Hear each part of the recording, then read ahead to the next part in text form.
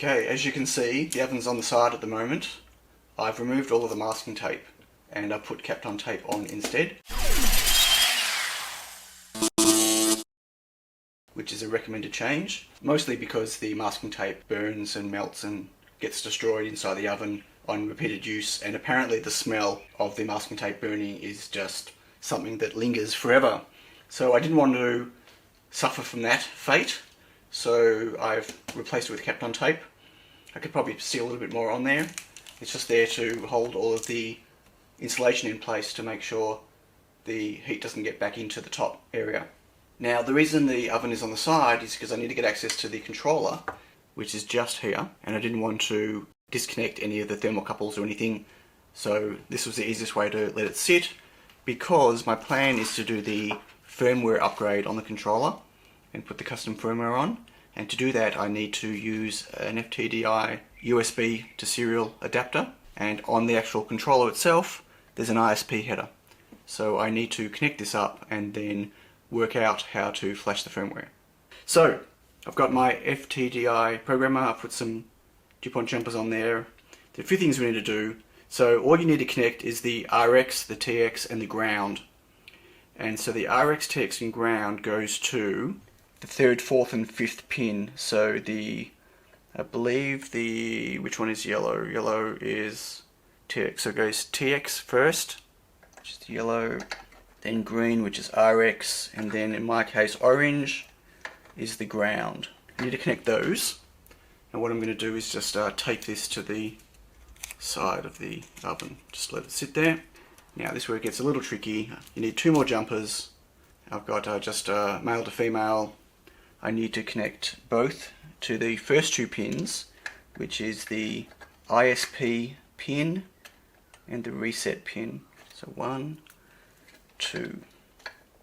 Now I need to ground the ISP pin, and there's no easy way to do that, so what I'm going to do is, I don't know where on the board I could possibly ground it. There's a ground pin just there. I'm going to put it in that and hope that the rotation of the board is going to keep it grounded. And then what I need to do is, once I've powered it up, I need to ground the reset pin. There's another ground pin just here, just there. I'm going to ground the reset pin, let go of it, pull off the ISP grounding, which would put it into program mode, and then I should be able to run the FlashMagic software to program it. Fingers crossed. Let's see if this works. I'm going to power it up right now.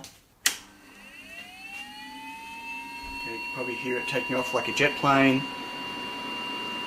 I don't know why the fans are kicked in. Anyway, so if I ground, let go of the ground, pull that one off, and there's now nothing on the screen. So my screen, which is over under here, is blank, so I should be able to now click and program. So let's just move the camera over and have a look at the programming screen.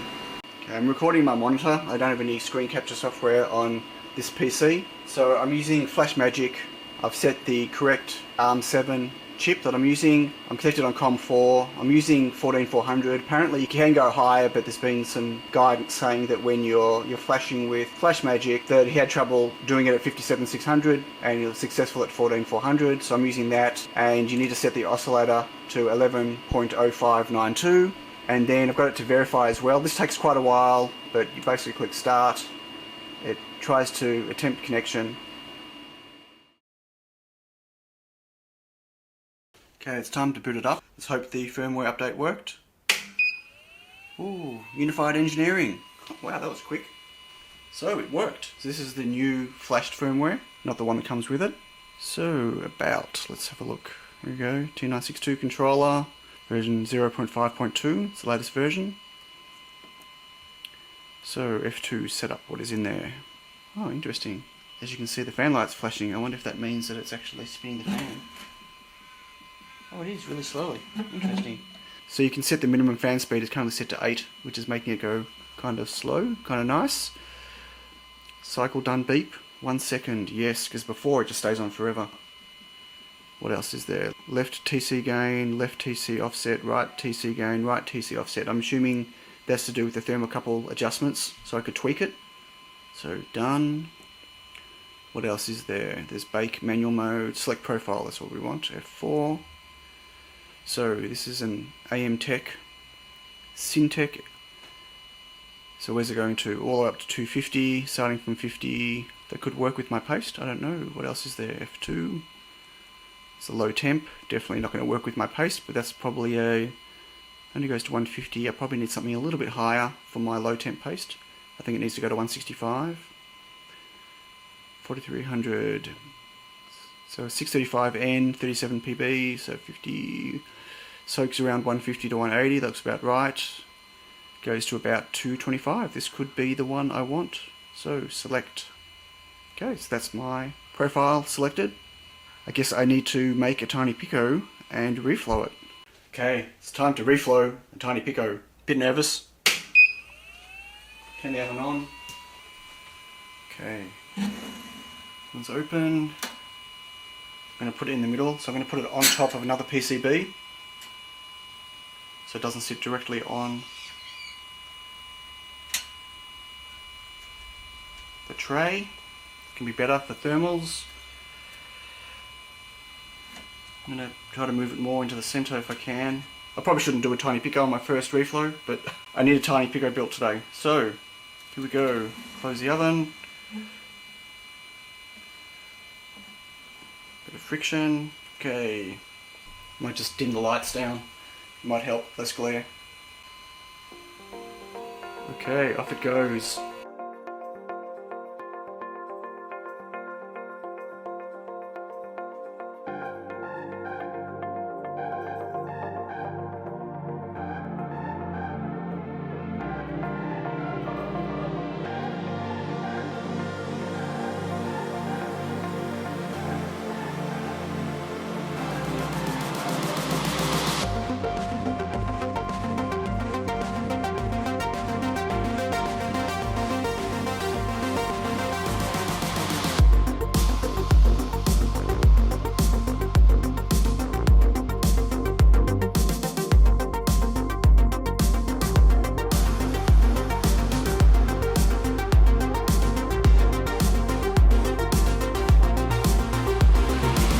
It says 80 degrees. I've got a heatsink and some pliers just in case it's still too hot. I'm just going to open the door now. It's below 80.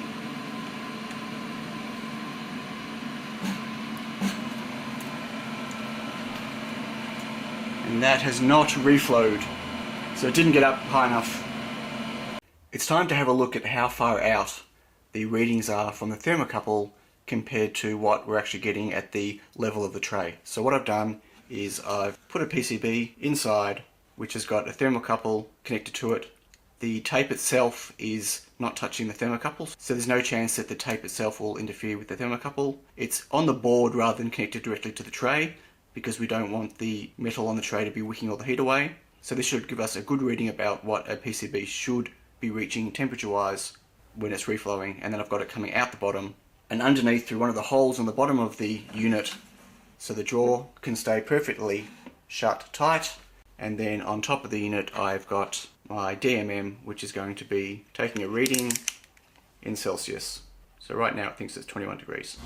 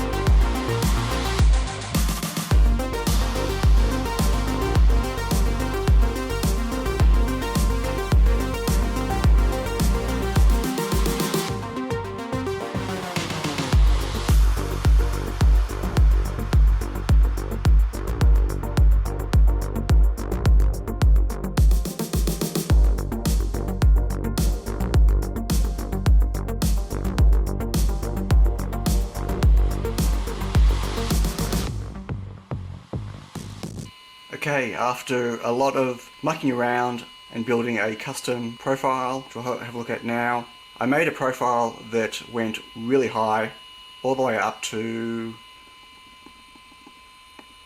the 200 second mark. It goes to 255. At the 210 second mark it goes to 260 degrees. which is about 30 degrees higher than my paste needs to actually reflow. And I'm a bit worried about doing this for now, but I wanted to just check that the difference I was seeing on the DMM actually equated to being able to reflow the board. And I did reflow with this, and I managed to get a TinyPICO out of the oven, finally. Was I happy about doing this? No. I did not want to run this oven this hot. The fact that it gets this hot near the top, near the thermocouples, but doesn't actually sit at that temperature where the board level is, has me quite concerned for ongoing use of this. So what can we do about that? Well, the oven itself, inside this top section here, where the thermocouples are connected to the actual boards, doesn't have any type of cold junction compensation, which means it just assumes that the base level temperature that the thermocouples are comparing against is set always to 20 degrees. But the truth is, as the heat does seep into this top section, and the reason there is a fan on the side is to actually cool down the top while it's heating up. That buzzing noise you can hear right now is this side fan. The fact that it does get hotter inside here means that the actual cold junction point is changing, which means as the reflow happens, the further along, the less accurate the thermocouples are. So, there's a modification I'm going to do for the unit. It involves buying a temperature sensor, a particular type of one-wire temperature sensor, that connects inside on the controller board. And what that does is this particular software will read that value, that one wire value, to do cold junction compensation and adjust the readings for the thermocouples to get a better adjustment and better readings. Hopefully that itself will help, and I've ordered one of those. The other thing I'm thinking of doing is dropping the thermocouple height inside the unit. There are two of them inside the tray, and they're sitting about 5 centimeters away from the actual tray level, the PCB level. So that distance there is enough to make it go that far out, because obviously the elements are above, so the hottest point in the oven is high and heat rises. So the lower down to the tray, the less heat is going to be there and the readings are completely out.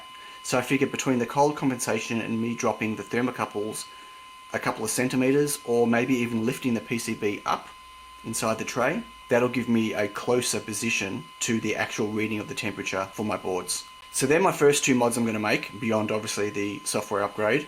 It's going to take some time to get those mods in there, so expect a part 3.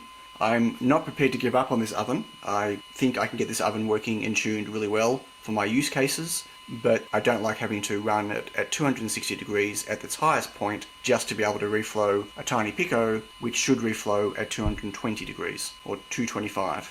So let's do some mods and reassess this again in about a week or so. Thank you for watching. Don't forget to subscribe if you're new here. Don't forget to hit that alarm bell to be notified when I have new videos coming out. To all my existing subs, thanks heaps for all your support. To my patrons, as usual, you're fantastic. Thank you so much for your generosity. Until next time, folks, catch you later. Bye.